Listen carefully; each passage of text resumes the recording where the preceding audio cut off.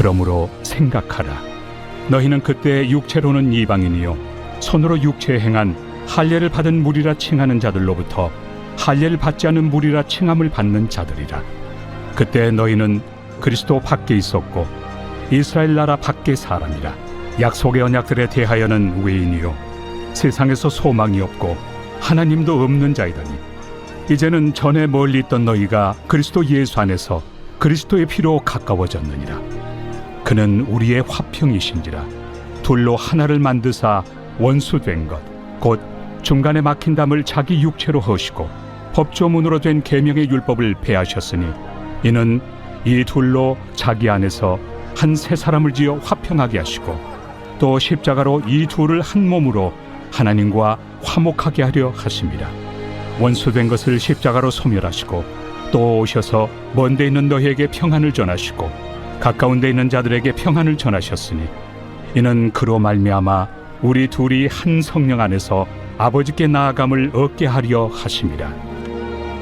그러므로 이제부터 너희는 외인도 아니요 나그네도 아니요 오직 성도들과 동일한 시민이요 하나님의 권속이라. 너희는 사도들과 선지자들의 터 위에 세우심을 입은 자라. 그리스도 예수께서 친히 모퉁이 돌이 되셨느니라. 그의 안에서 건물마다 서로 연결하여 주 안에서 성전이 되어가고 너희도 성령 안에서 하나님이 거하실 초소가 되기 위하여 그리스도 예수 안에서 함께 지어져 가느니라. 할렐루야. 오늘 생명의 성령의 말씀이 우리의 삶을 일으킬 줄 믿습니다. 오늘 말씀의 제목이 우리의 화평 예수 그리스도, 우리의 화평 예수 그리스도입니다. 예수 그리스도로 말미암는 놀란 화평의 은혜가 또한 오늘 가득하기를 소망합니다. 사도 바울을 통하여서 복음의 놀라운 은혜를 체험한 이 에베소 교인들에게 사도 바울은 더 사랑을 담아 편지를 합니다.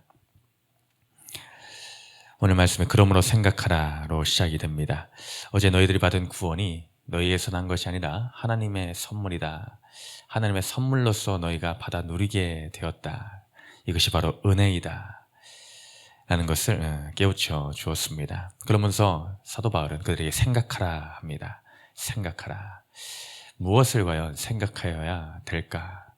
그 은혜의 그 깊이에 대해서 다시 한번 깨닫고 생각하도록 사도 바울은 글을 쓰고 있습니다.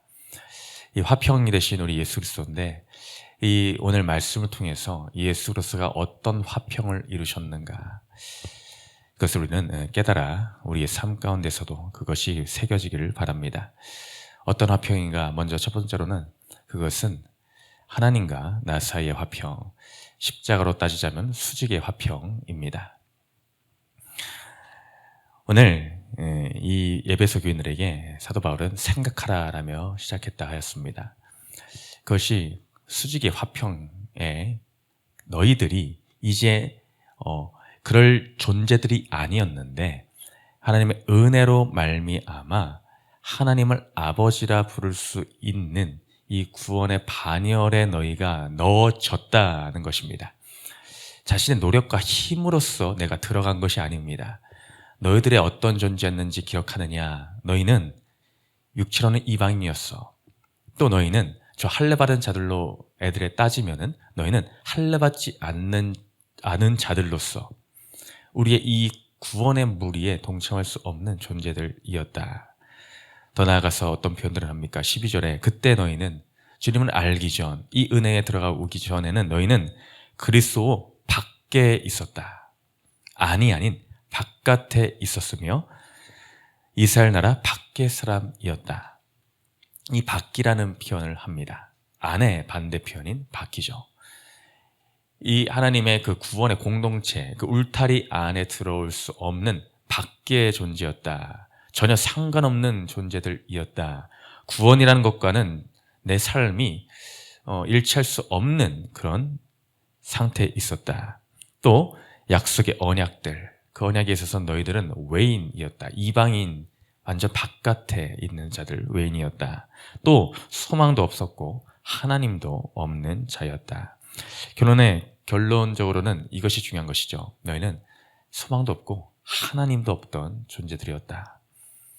지금은 그리스도로 말미암는 이 은혜를 체험함으로 그 믿음으로 구원의 이름으로 이제 하나님을 아버지라 부를 수 있는 존재들이 되었지만은 그 전에 너희는 하나님이 없는 자들이었다. 그러니 자연스럽게 소망이 없는 인생을 살 수밖에 없었습니다. 그런데 이제는 전에 멀리 있던 너희가 그 밖에 있으므로 너희들의 위치가 멀었다. 구원과는 멀리 있었다. 근데 너희가 예수님으로 말미암아 그의 피로 가까워졌느니라 라고 합니다. 어떤 이 물리적인 거리적인 개념을 설명해 주고 있습니다. 너무나 이해하기 쉬운 설명이지 않습니까? 하나님과 거리가 있던 존재들, 내 인생에서 저 멀리 있어서 희미한, 어떻게 보면 보이지도 않았던 그런 존재들이었는데 이제 누구로 말미암아? 바로 예수의 그 피로 말미암아 너희가 가까워졌다. 하나님께 가까워졌다. 하나님과의 관계, 이 수직적인 관계가 우리 인생에서는 가장 먼저 우선되어야 되고 회복되어야 될 영역입니다. 그 화평의 영역이죠. 그래서 14절에서도 그는 우리의 화평이신지라. 누가 화평이십니까? 예수 그리스도가 화평입니다. 예수 그리스도로 말미암지 않고는 하나님과 우리의 사이가 화평할 수가 없었습니다. 그러니 그 화평하지 않은 상태를 어떤 단어를 사용합니까? 원수였다. 원수. 하나님을 떠나 사는 모든 인생은 하나님과 상태는 원수입니다. 하나님은 죄를 미워하시고 죄를 그냥 두고 볼 수 없는 분이십니다. 거룩하신 그 하나님께는 죄라는 것이 같이 있을 수가 없습니다. 근데 우리가 스스로 하나님을 떠난 인생을 선택한 것이죠. 그것이 바로 죄의 근본적인 부분입니다. 이 땅의 윤리, 도덕적, 법적인 어떤 그런 부분을 뛰어넘는 더 깊은 영역, 그것은 하나님으로부터 분리된 상태, 하나님과 상관없는 인생의 상태를 죄된 상태다, 원수된 상태다 라고 하는 것이죠. 근데 그것을 저 멀리 있던 우리를 어떻게 찾아내셨는지, 하나님과 상관없던 인생의 구석에 있던 나를 어떻게 생각하셨는지, 예수 그리스도께서 찾아오셔서 그 하나님과 원수되었던 그 상태의 그 관계를 찢어지고 헤어지고 무너진 그 관계를 이제 연결시키는 연결고리가, 다리가 되는 것, 그것이 바로 예수 그리스도의 보혈의 은혜입니다. 그 피로 말미암아 가까워질 수 없는 우리가 하나님 아버지와 가까워지게 되었다. 그것이 가장 먼저 예수 그리스도의 화평의 은혜, 이 막혔던 담을 허시는 십자가 보혈의 능력인 것입니다. 그래서 그로 말미암아 이 에베소 교인들, 이 이방인들, 너희는 밖에 있던 자였는데, 아버지라 볼 수 없는 자였는데 그들은 이처럼 하나님께 나와 하나님과 이 원수되었던 관계가 회복되는 은혜를 경험하게 된 것입니다. 우리도 마찬가지입니다. 인생의 루저, 패배자요, 정말 죽을 수밖에 없는 이 죄인을 하나님이 예수 그리스도의 보혈의 은혜로 말미암아 화평케 하셨습니다. 그래서 아버지가 없는 인생에서 아버지가 있는 인생이 되게 하셨습니다. 이보다 더 큰 은혜와 사랑이 어디 있겠습니까? 우리는 그 사랑을 날마다 기억하고 화평의 그런 대신 예수님의 그 사랑을 노래해야 될 줄로 믿습니다. 더 나아가 예수 그리스도의 화평은 단순히 수직적인 것에서만 머무르지 않습니다.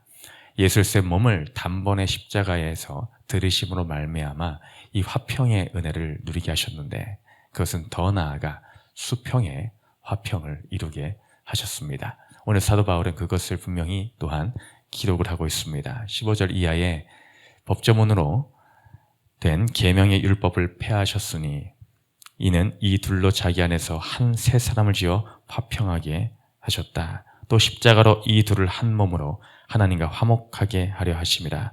원수된 것을 십자가로 소멸하시고 하며 뒤이어 계속해서 말씀을 이어가고 있습니다. 법조문으로 된 계명의 율법, 이것은 하나님이 특별히 이스라엘 백성들에게 준 율법을 이야기하고 있습니다. 근데 이 율법이 하나님의 뜻을 따라 하나님이 원하시는 백성의 삶의 모습일진데, 이 율법이라는 것이 이 이스라엘 백성에게 주어질 때에는 그들만의 특권으로 누리고 다른 사람들 차별하라라는 목적으로 주신 것이 절대로 아니었습니다. 근데 이스라엘 백성들은 이것이 특권 의식이 되어서 우리들만 하나님부터 일어나는 것을 받았으며, 그 율법 안에는 또한 할례의 부분도 있고 해서 그것으로 이방인과 자신들의 이 입장을 달리 여기며 그들을 경시하는, 멸시하는 경향이 있었습니다. 그래서 그것이 하나님의 의도와 다르게 그들은 그것이 나와 너희를 가르는 큰 담과 같은 것을 형성하게 되어버렸습니다. 그래서 너희는 이쪽으로 절대로 들어올 수 없어, 우리와 함께할 수 없어 라는 분리시키는 차별적인 요소를 띠게 한 것입니다. 근데 그것을 하나님이 예수 그리스도를 통하여서 수직적인 하나님과 우리의 관계뿐만이 아니라 더 나아가 나와 너라는 이 분리를 둘이 하나가 되게 하는 우리라는 새로운 단어를 창조해 하셨습니다. 이것이 수평의 십자가의 은혜요, 화평의 은혜입니다. 그래서 이 둘로 한 몸으로, 그죠?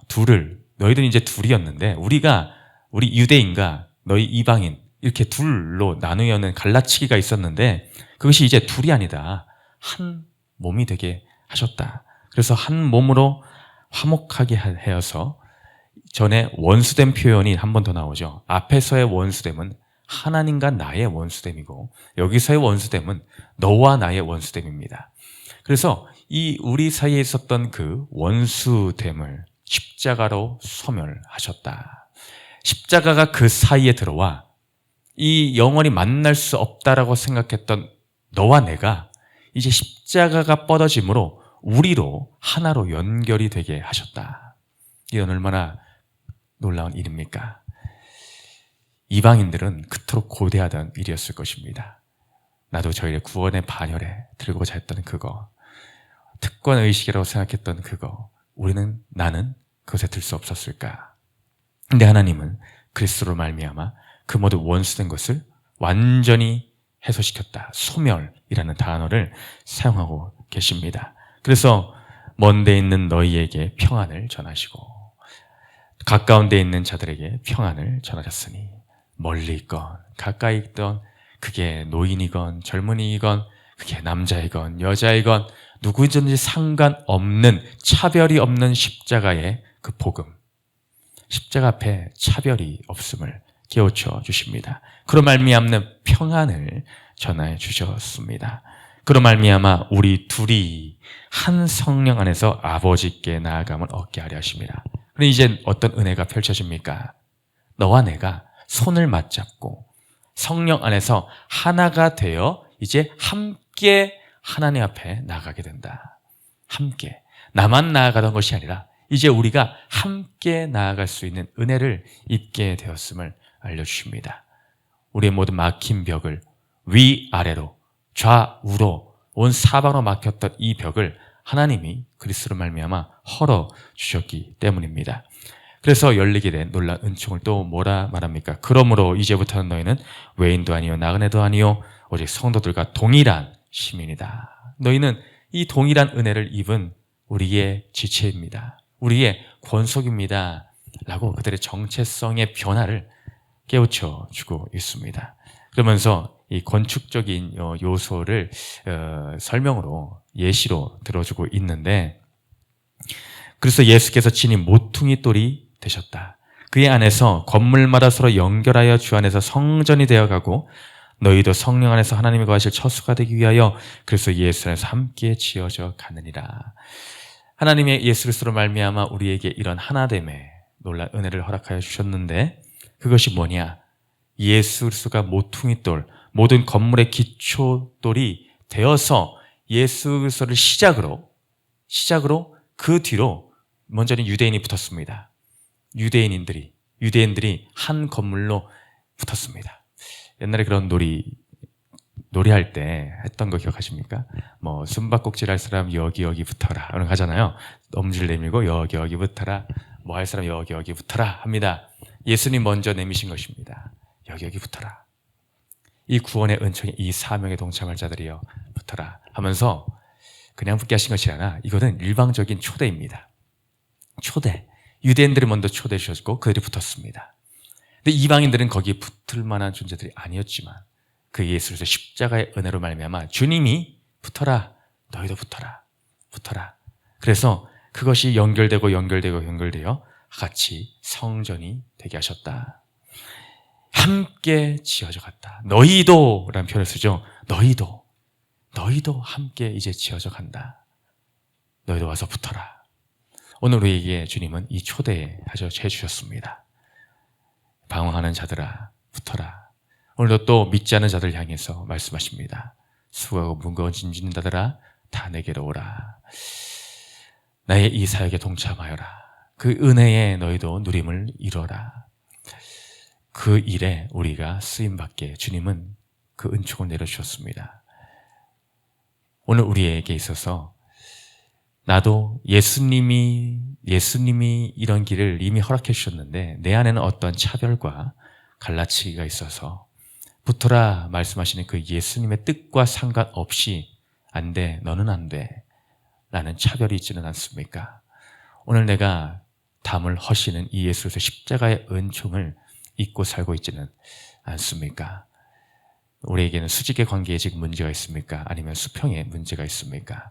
십자가의 그 사랑의 은혜로 화평을 이루셨는데 우리에게는 여전히 어떤 분쟁이 있습니까? 오늘도 화평의 대사이신 예수 그리스도 그분의 은총이 우리의 심령 가운데 새겨져서 수직의 사랑과 또한 수평의 회복의 화평이 우리 삶 가운데 이루어지기를 주님의 이름으로 축원드립니다. 두 번째 질문 읽고 마칩니다.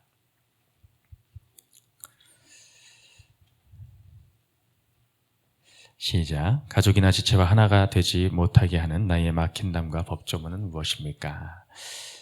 기도합니다. 우리의 화평이신 예수 그리스도 그 예수의 은총으로 말미암아 먼저는 하나님과의 나의 관계를 아버지와 자녀의 관계를 회복시켜 주시고 또한 내 옆에 있는 형제와 가족과 친구들과 원수와 하나가 될 수 있는 놀라운 화평의 은총을 주시니 감사드립니다. 내 안에 여전히 이 십자가의 은총이 온전히 새겨지지 못하고 또 세상 가운데 잊어버리고 있지는 않습니까? 우리 가운데 화평의 역사가 회복의 역사가 오늘 하루를 삶 가운데 일어나게 하여 주시옵소서. 나를 붙여주신 하나님의 은총에 감사드리며 예수님 이름으로 기도드렸습니다. 아멘.